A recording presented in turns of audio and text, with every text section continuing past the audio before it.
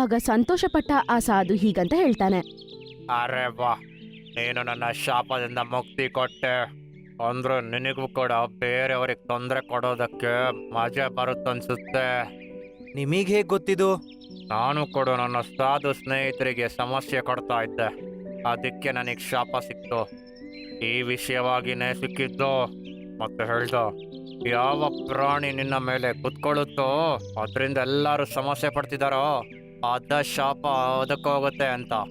ಅಂದ್ರೆ ಅಂದ್ರೆ ನೀನು ಎಲ್ಲಿ ಕುತ್ಕೊಳ್ತೀಯೋ ಅಥವಾ ನಿನ್ನ ಕೊಕ್ಕಿನಿಂದ ಏನನ್ನ ಮುಟ್ತೀಯೋ ಅದು ಕಲ್ಲಾಗೋಗುತ್ತೆ. ನೀನಂತೂ ಮೂರ್ಖ ಕಣಯ್ಯ. ಇದು ಶಾಪ ಅಲ್ಲ, ಇದು ವರದಾನ. ಸಾಧು ನಗ್ತಾ ಹೀಗಂತ ಹೇಳ್ತಾನೆ. ಕೆಲವು ಸಮಯದ ನಂತರ ನಿನಗೆ ಗೊತ್ತಾಗುತ್ತೆ. ಹಂಗಂತ ಹೇಳಿ ಸಾಧು ಅಲ್ಲಿಂದ ಹೋಗ್ಬಿಡ್ತಾರೆ.